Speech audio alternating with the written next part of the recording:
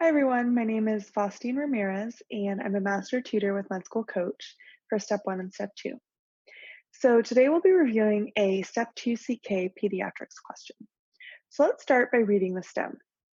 A previously healthy 3-year-old boy is brought to the pediatrician's office by his mother because of 6 months of abdominal pain, intermittent constipation, fatigue, and poor weight gain. For the past 2 weeks, he has been walking strangely and seems to slap his right foot on the ground when he takes a step. He is fully immunized and has no significant past medical history. His mother recently returned to work full time, and his grandparents have been taking care of him at their house, where he plays with his mother's old toys. Vital signs are within normal limits. Physical examination reveals a tired appearing boy. He is alert, awake, able to answer your questions, and follow simple commands. Heart and lung examinations are unremarkable. Examination of the oropharynx reveals poor dentition and bluish discoloration of the gingiva at the base of his teeth. Abdomen is soft and mildly tender to palpation. No rashes or other skin findings are apparent. Labs are ordered and reveal a hemoglobin of 9.8, MCV of 64, leukocytes of 7,000, platelet count of 230,000, serum iron of 100, ferritin of 80, and transferrin saturation of 30%. What is the best next step? So I'd like you to pause the video for a moment and try to work through this question on your own first. All right, so welcome back. So let's work through this question together. So when you approach a question, the first thing you always want to do is to read the very last sentence. So read the question itself and figure out, what are they asking me? So here they're asking you, what is the best next step? So you know that this is going to be a question about management. And then you're going to briefly glance at the answer choices, and you see that they all involve some form of treatment, either a dietary type of treatment or a medication or some intervention, but they're all similar in that the interventions are either medications or dietary changes. So no procedures, no diagnostic studies, no next diagnostic workup steps. So this is going to help approach how we read the question stem. So you know that it's going to be a question about management, and we need to understand what the diagnosis is in order to identify the best treatment. So let's start by reading from the top, and we'll highlight the key elements in the stem. So a previously healthy 3-year-old boy is brought to the pediatrician's office by his mother because of 6 months of abdominal pain, intermittent constipation, fatigue, and poor weight gain. For the past 2 weeks, he has been walking strangely and seems to slap his right foot on the ground when he takes a step. So what does that sound like before we keep reading on? This walking strangely and seeming to slap his right foot on the ground when he takes a step. To me, that sounds like a foot drop, where the patient is not able to fully dorsiflex his toes and is walking by slapping his toes on the ground every time he takes a step. And it's just in his right foot. Then we're told he's fully vaccinated and he has no significant past medical history. And his mother recently returned to work full time, and his grandparents have been taking care of him at their house, where he plays with his mother's old toys. So this is going to be important, and we'll discuss why. Whenever you're reading in a question stem in a pediatrics question that the grandparents are taking care of the child, there should be a red flag going off that there might be some weird exposure or some medication that the child could have gotten into, that there's a potential for intoxication. They often like to frame these types of questions where it's not the parent themselves who's taking care of the child, but it's some other caregiver who might be just a little bit less attentive than the parent, either because they're older or they're not the parent, and so the parents are obviously going to be the most attentive caregivers.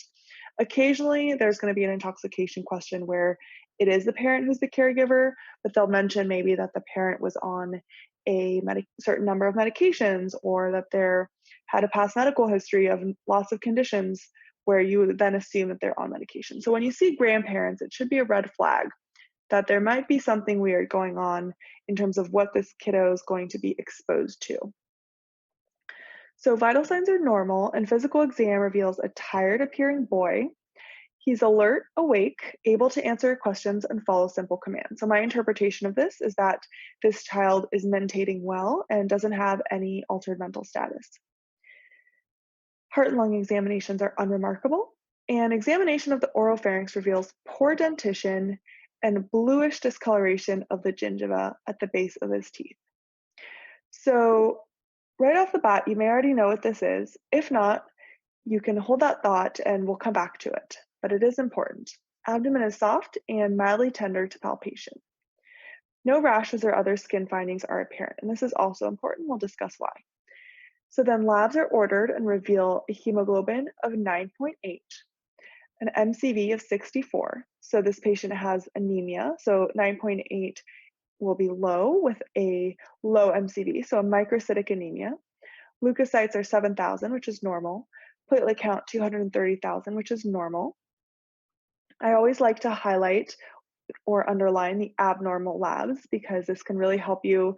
Once you check them with the values, you don't have to check them again. So if you highlight them, you know they're abnormal. You can develop a system where you either highlight the right side of the number if it's elevated and the left side of the number if it's low, or vice versa. Just figure out a system that works for you. Once you check that lab value, I never want you to waste time checking it again. So just check it once and then be done. Serum iron is 100, so you probably have to check. I don't know these numbers off the top of my head, but this is normal. And a ferritin of 80 is also normal, and a transferrin saturation of 30% is also normal. What is the best next step?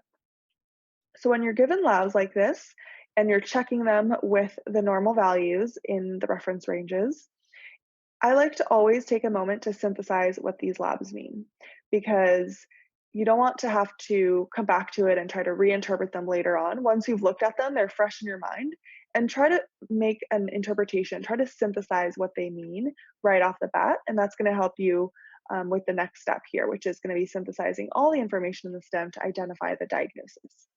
So let's take a look at these labs while we're talking about them. And we see microcytic anemia. And as we mentioned, the leukocytes and the platelet count are normal. So we're not dealing with pancytopenia, we're just dealing with anemia. So this is an isolated red blood cell line issue. And that's important because in a young kid presenting with fatigue and poor weight gain, when you see anemia and pancytopenia, you should be thinking of cancer, leukemia, or some other malignancy. But here, these are normal, so that's reassuring. And then you look at the iron studies. And this is important because you may remember that the most common cause of microcytic anemia in kids is iron deficiency anemia. It's very common, often associated with drinking too much cow's milk or just not eating enough foods with iron in them. But here we're told that these iron studies we compare them to the reference ranges, and they're completely normal. So that doesn't leave us with many options in the microcytic anemia category. Normal iron studies, right? Once we've ruled out normal iron studies, so we've ruled out iron deficiency anemia, we're left with the thalassemias, we're left with sideroblastic anemia. There's a few other options, but the main one really is iron deficiency anemia, and we've ruled that out. We also don't have an exceedingly high ferritin, and that also helps us rule out anemia of chronic disease, where the ferritin is usually very elevated, and the transferrin saturation would be abnormal too. So these normal iron studies reassure us that we're not dealing with iron deficiency anemia, and we're unlikely to be dealing with anemia of chronic disease. So remember, that doesn't leave a lot of other options. So then let's synthesize the other elements of the question stem. And big picture, we have a young, previously healthy child with fatigue, abdominal pain, constipation, poor weight gain, what we interpret as being a foot drop, and some findings in the oropharynx, this poor dentition, and the bluish discoloration of the gingiva. So if you didn't recognize this right off the bat, what we're referring to here is going to be Burton's lines.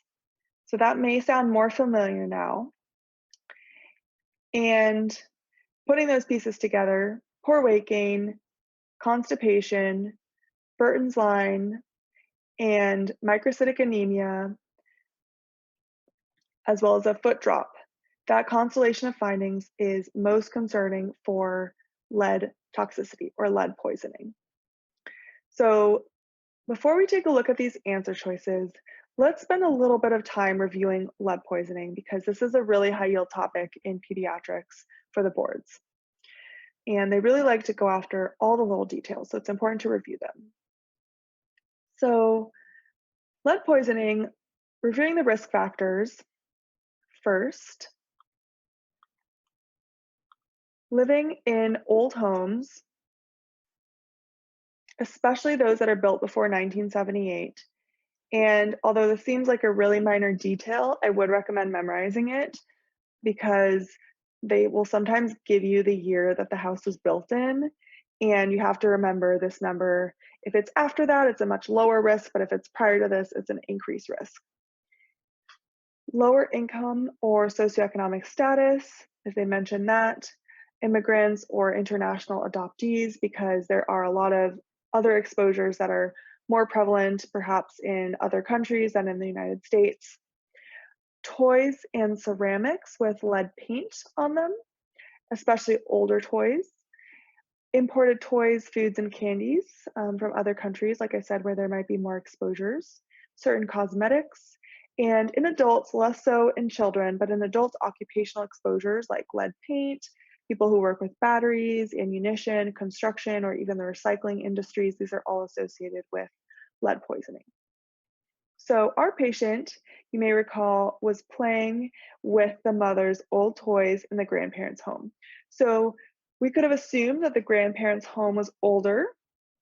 We weren't specifically told that, but whenever you hear about the child being in someone else's home, or they might tell you specifically when the home was built, if it's the parent's home, or they may tell you that the child has recently moved, you should always have kind of a red flag going off. Is there some exposure in the home here when you hear about the child moving or spending a lot of time in someone else's home, or even someone, spending time in an older home? You should kind of already be thinking about some of these exposures.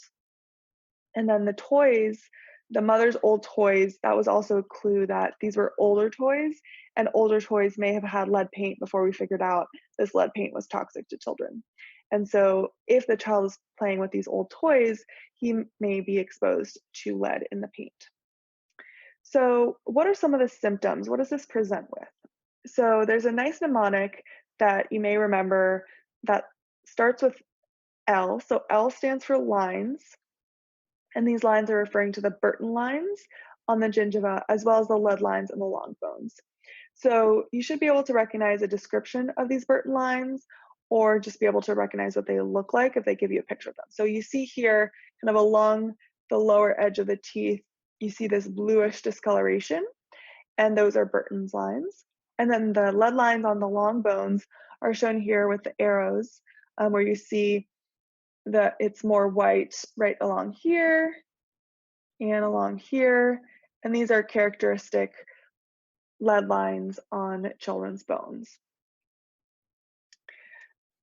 So the mnemonic is lead. So the E stands for encephalopathy and for erythrocyte basophilic stippling. So we'll talk about this.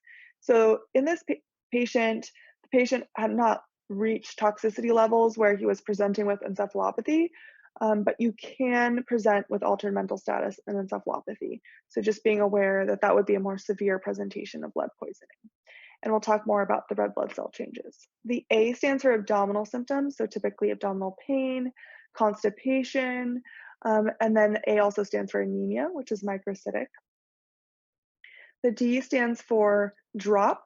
So wrist and foot drops are classic. So peripheral nerve neuropathies are very classic, especially wrist and foot drop. And so the patient's foot slapping against the ground when he walked, this was referring to a foot drop. And you can get other forms of neurotoxicity as well. And it also stands for dental caries. So you can have poor dentition and cavities. And then just to round things out, you will typically not see any skin complaints in lead poisoning, and that helps you differentiate it from arsenic poisoning, which presents differently but has some overlapping features. And so the absence of skin complaints or skin findings is more consistent with lead poisoning. And then it can also present with growth failure in children as well as osteopenia. So this child is having difficulty gaining weight.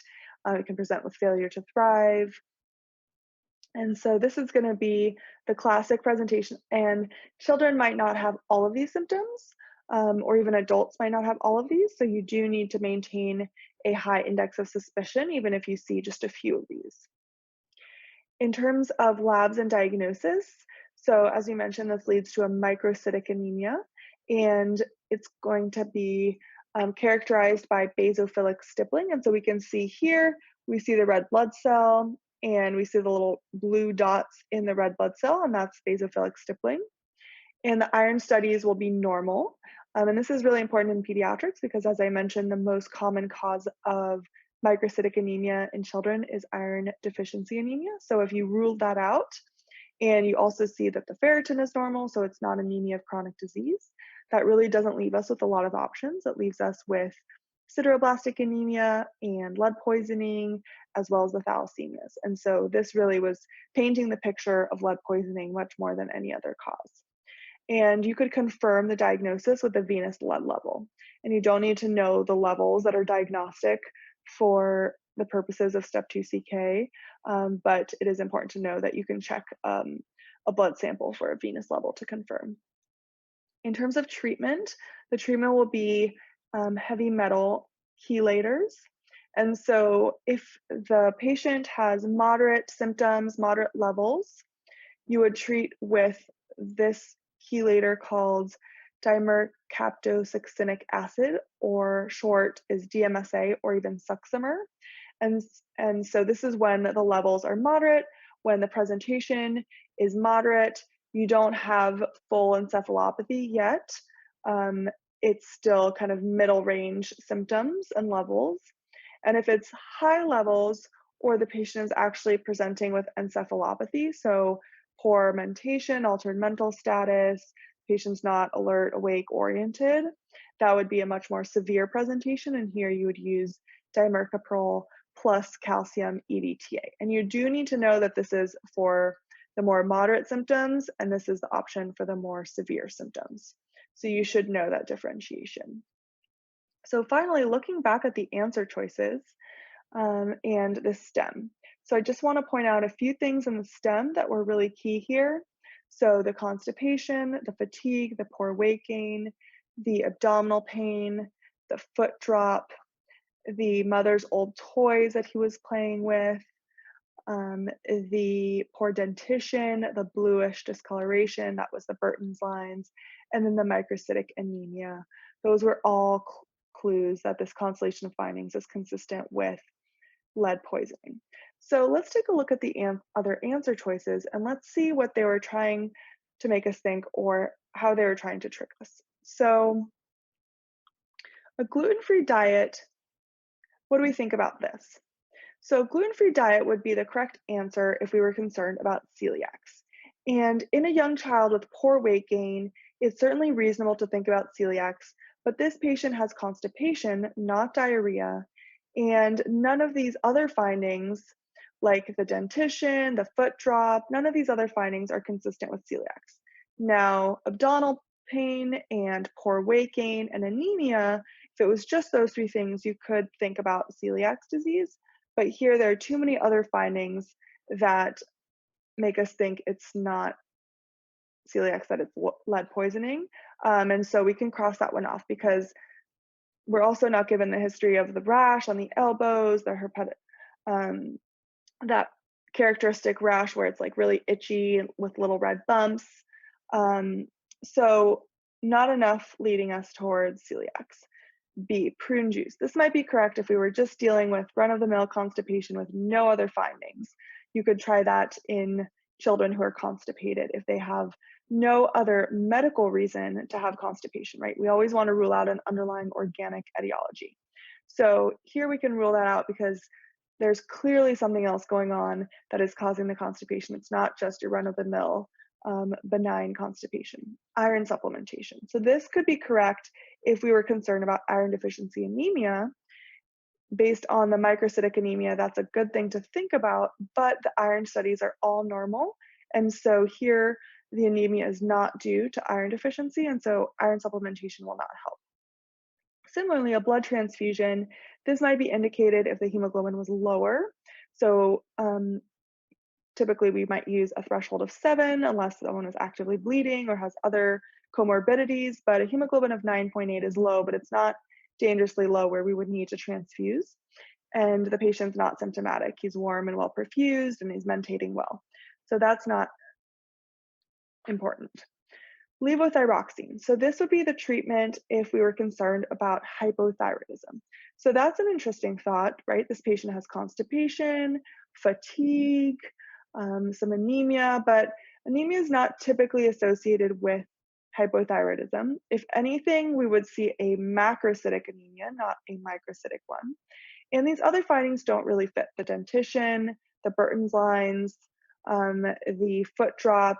Those findings clue us in that there's something else going on beyond just the constipation, the fatigue, and the poor weight gain.